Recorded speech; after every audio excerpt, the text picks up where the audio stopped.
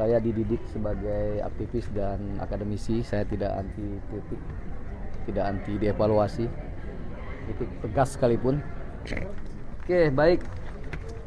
Pertama saya mengucapkan terima kasih kepada Ibu Ketua Komisi 4, Bapak-Bapak Wakil Ketua, dan juga tentu seluruh anggota Komisi 4 yang menjadi mitra kami, yang selama ini juga memberikan masukan, ya, saran, kritik.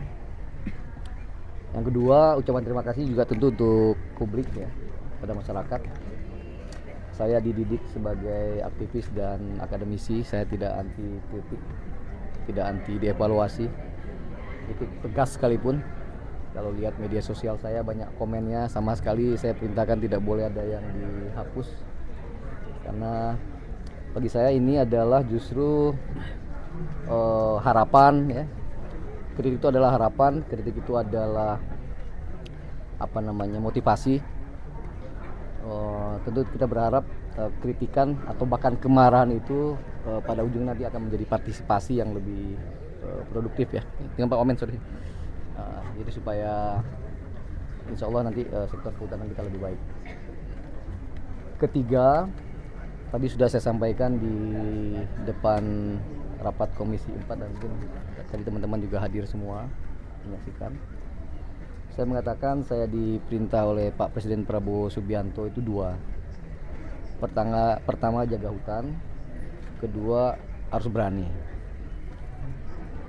Bab pertama tentang jaga hutan, saya berusaha sekuat tenaga dengan apa yang saya miliki, ya.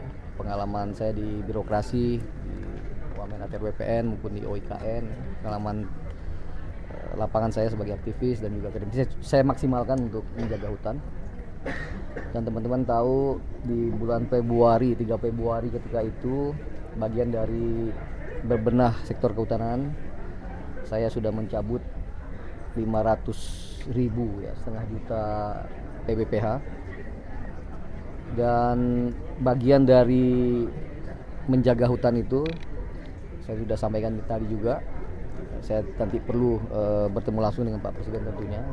Makanya angkanya saya tidak sebutkan secara pasti karena nanti tentu tergantung evaluasi, ya. Ada sekitar 20 perusahaan dengan luas sekitar 750.000 hektar, ya, yang nanti akan saya cabut izinnya. Selain dari itu, tadi saya sudah sampaikan juga khusus untuk yang tadi 750.000 itu se-Indonesia, termasuk di 3 provinsi terdampak banjir. Berikutnya kami sudah mengidentifikasi ada 12 subjek hukum perusahaan yang terindikasi, ya, sekali lagi terindikasi berkontribusi terhadap banjir. Dan karena itu dari kemarin Gakum kami sudah berada di lokasi, dan saya kira dalam 1-2 hari ke depan sudah ada penegakan hukum yang kami berikan. Jadi sekali lagi keberanian, ya, Pak Prabowo memerintahkan saya untuk berani, dan alhamdulillah Pak Prabowo membentuk Satgas PKH, dan dengan Satgas ini keberanian kami untuk menertibkan hutan jauh lebih baik. Contoh Taman Nasional Tesonilo yang sekarang viral, belum ada Menteri Kehutanan yang menginjakkan kaki di Taman Nasional Tesonilo. Alhamdulillah saya ke sana, dan dengan Pak Wamen bahkan udah ke sana juga nanam. Kita berharap rumah gajah Sumatera, gajah domang, ya, yang jadi ikon di Taman Nasional Tesonilo itu, yang sekarang hanya memiliki 12.000 hektar, ya, habitat mereka untuk makan, untuk mencari, untuk melakukan berkeliling mencari makan.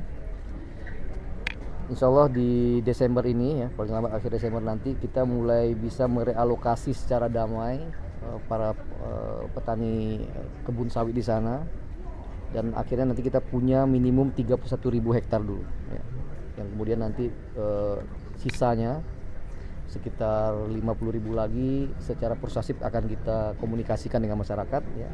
agar sekali lagi perintah Pak Presiden apa yang menjadi hak satwa, karena beliau seorang pencinta satwa ya, akan diberikan kepada satwa.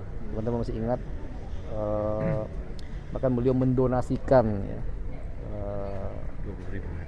awalnya 20.000 tapi sekarang dia bilang 90.000 ya, untuk kemudian untuk koridor gajah di Pesangan Aceh.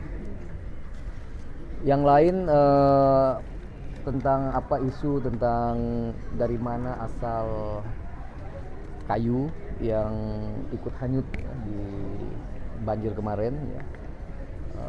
Mungkin dalam waktu 1 jam lagi saya akan bertemu dengan Pak Kapolri. Saya sebenarnya sudah berkomunikasi dari beberapa hari yang lalu ya, tapi mencocokkan waktu yang belum bisa. Tapi tim sebenarnya sudah bergerak di bawah. Kami sudah punya MOU sebelumnya untuk menjaga hutan kita bersama-sama. Nanti Gakum dengan Kabar Eskrim, tapi kemarin juga ada dari Pak Pratikno ya, dan dari Pak Menko Pratikno, Pak Mensesnek, Pak Sekap, Mensekap juga sudah mengatakan Pak Sekap untuk juga Satgas PKH ya. Jadi nanti tinggal diintegrasikan apa yang sudah kami kerjakan bersama dengan Satgas PKH. Insya Allah misteri tentang kayu itu dari mana akan segera terungkap, dan kita akan, apabila ada indikasi pidana, tentu kita akan tegakkan sekuat-kuatnya, seadil-adilnya. Yang lain apa? Silakan. Saya belum bisa sebutkan karena ini masih proses hukum ya. Berarti itu hanya dicabut izinan dan nanti penegakan hukumnya akan seperti apa Bang untuk yang dicabut? Nanti yang penting kita udah identifikasi ya, ada indikasi tadi pelanggaran hukum. Selanjutnya apakah 12, apakah berapa persisnya ya tentu nanti tergantung temuan di lapangan. Tapi identifikasi awalnya ada 12 subjek hukum. Iya. Yang terkait dengan lokasi banjir. Salah satunya TPL bukan Pak Menteri? Saya tidak bisa jawab ya, nanti supaya lebih. Dan itu di luar yang 20 Pak? 20 itu ada diantaranya yang di 3 lokasi. Ya. Jadi tadi juga saya sudah sebutkan ya.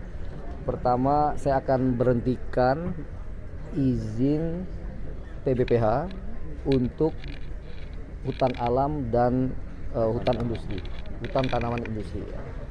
Saya sudah katakan nih, saya setahun jadi menteri ini, saya tidak menerbitkan PBPH penebangan satupun ya, yang baru ya. Dan justru saya terbitkan adalah PBPH untuk jasa lingkungan atau restorasi ekosistem. Berarti di dan itu perdagangan karbon. Selatan tuh gimana Bang soal perizinan penebangan Ya, terakhir Oktober? di Tapanuli Selatan kemarin Pak Wamen kebetulan kenal baik dengan Pak Bupati ya, sudah kita klarifikasi, dan kemarin Bu Dirjen ya, saya hanya mengulang pernyataan Bu Dirjen karena beliau yang tahu persis ya. Pak Bupati itu pernah mengirim surat 2 kali ke kementerian, dan salah satunya memang mengusulkan agar diberhentikan tuh sipuhnya ya, sipuh penata usahaan kayu di daerah APL. Stay updated, info terkini masih banyak. Jangan lupa subscribe, like, dan share YouTube official OKZone. Dan selengkapnya ada di okezone.com.